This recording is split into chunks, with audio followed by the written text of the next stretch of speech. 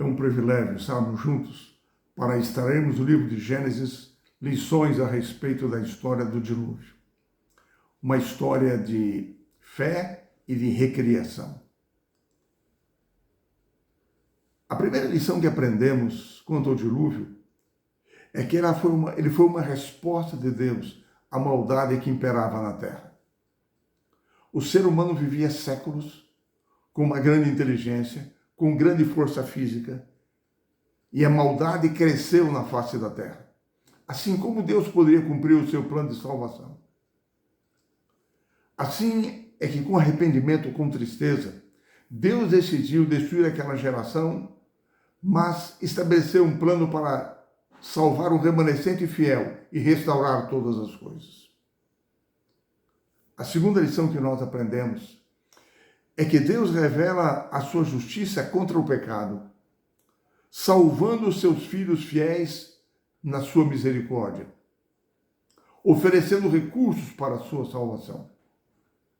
E a terceira lição que nós aprendemos é que Deus usa o justo fiel para cumprir o seu propósito, para cumprir a sua tarefa. É interessante que a palavra hebraica teva, para arca, é a mesma palavra de origem egípcia, utilizada para aquele cestinho no qual Moisés foi colocado no rio Nilo. A Bíblia diz, Noé achou graça diante do Senhor, porque Noé era um homem justo e íntegro entre os seus contemporâneos. Noé andava com Deus. O Senhor anunciou-lhe o dilúvio, ordenou-lhe que construísse a arca, apresentou-lhe um projeto, um modelo para a construção, os materiais a serem utilizados, as dimensões da arca. E assim Deus preparou alguma coisa realmente extraordinária. E num relacionamento de confiança e fé, Noé, que conhecia bem o seu Deus, obedeceu ao Senhor e diz a Bíblia, conforme tudo que Deus havia lhe ordenado, assim ele fez. Noé foi salvo porque teve fé para fazer o que Deus lhe havia ordenado. Ele é o primeiro exemplo de fé revelado através da obediência que nós encontramos na Bíblia. Depois de 120 anos de construção, Deus determinou que Noé, toda a sua família, 8 pessoas, sua esposa, seus filhos, suas noras, entrassem na arca. Determinou as provisões que levariam e encaminhou 7 casais de animais limpos e um casal de animais imundos para estarem na arca.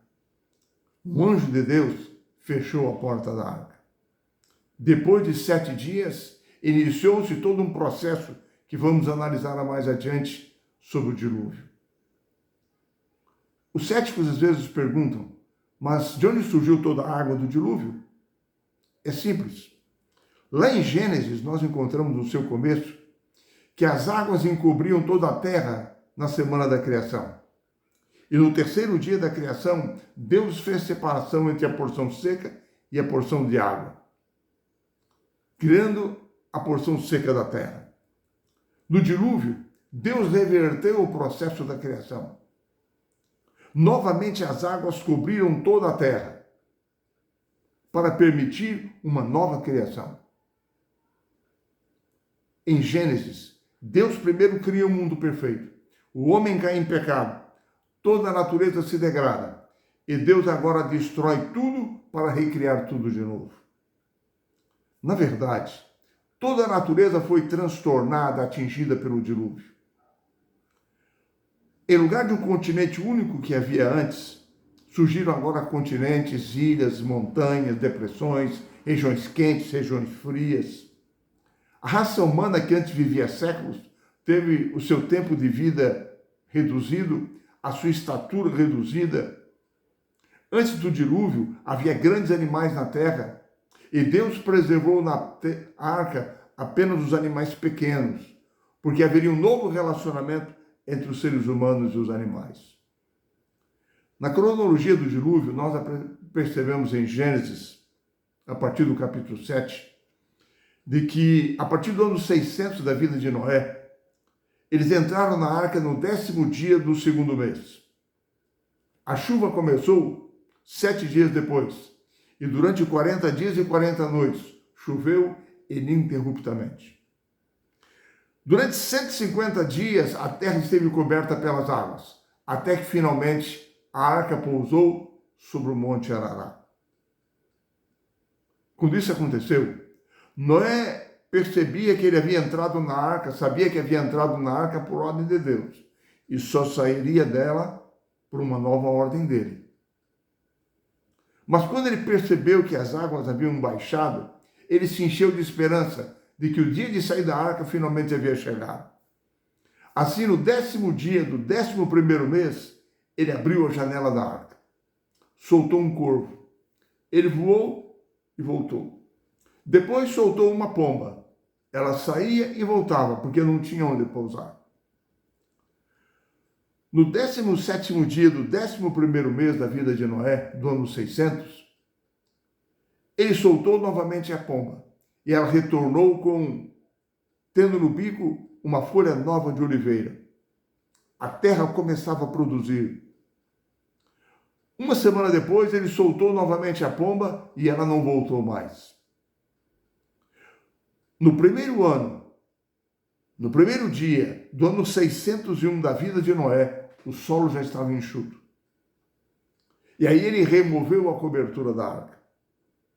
No 27º dia do 2º mês, a terra estava completamente seca. Mas aí ele esperou a ordem de Deus para poder sair. É bom nos lembrarmos que Noé permaneceu na arca 1 ano e 17 dias. A experiência de Noé nos mostra que quando nós confiamos em Deus, precisamos ter fé, mas devemos buscar, pesquisar e verificar qual o plano de Deus. E assim Noé fez. Não foi uma experiência cega.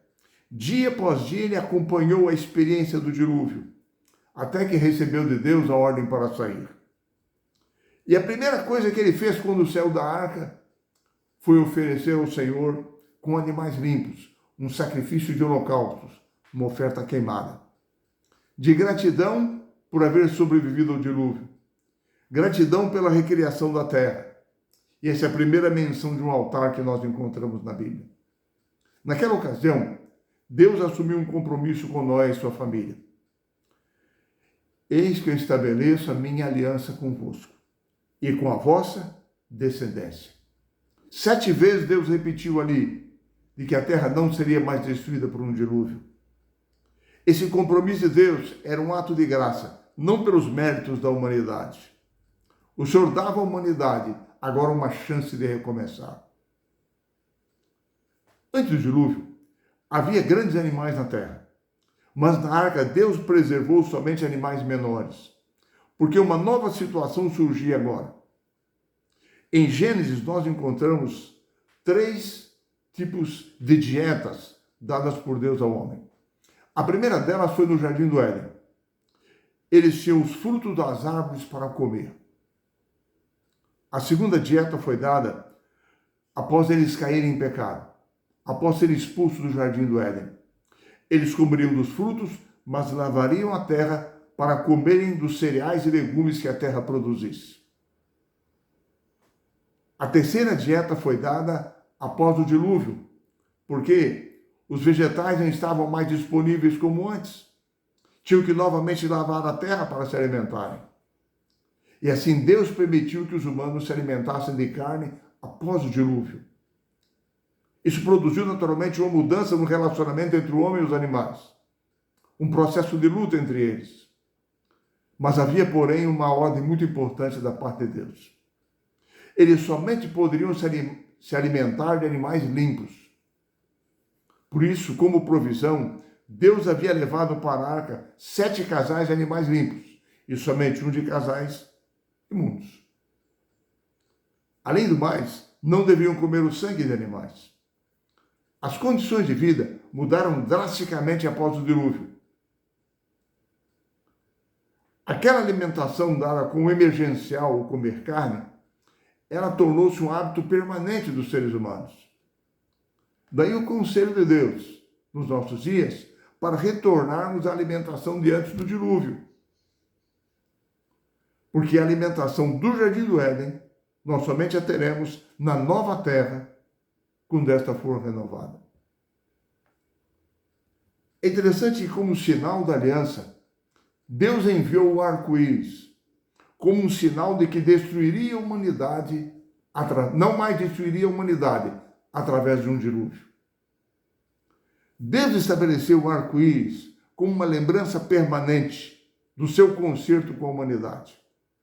O arco-íris deveria ser uma lembrança do concerto com toda a raça humana, com todos os seres vivos, em todos os lugares, em todas as épocas, através de todos os séculos. Mas é impressionante como, através dos tempos, o inimigo de Deus tem sempre estabelecido uma contrafação a todos os símbolos e sinais que Deus cria. Assim como ele fez com o sábado. Ele mudou para a observância do domingo. Ele tenta mudar o uso, o significado dos símbolos. Assim, o arco-íris para Deus é um símbolo da fidelidade das suas promessas. Enfim, quando nós comparamos o comportamento e a maldade das pessoas antediluvianas com os nossos dias, com a nossa sociedade, nós percebemos que a maldade não é um fenômeno novo. Só que, infelizmente, ela está se intensificando nos dias atuais. O temor de Deus tem sido banido do coração das pessoas. A lei de Deus tem sido tratada com indiferença.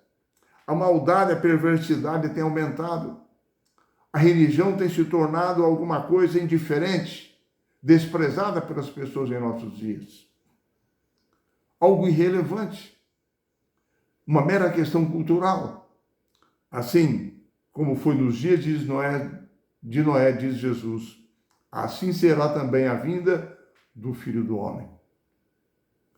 É por isso que o evento do dilúvio prefigura a destruição do mundo, a salvação futura dos filhos de Deus. Ou seja, o Deus que destruiu foi o Deus que recriou. Assim também nos últimos dias da história. Deus vai destruir essa terra por fogo, mas Deus vai recriá-la. Um novo céu, uma nova terra. Ou seja, a graça de Deus continua oferecida e estendida a mim e a você. Breve Cristo retornará a essa terra, pondo fim à dor, ao sofrimento, à maldade na face da terra. Que essa seja a minha e a sua certeza.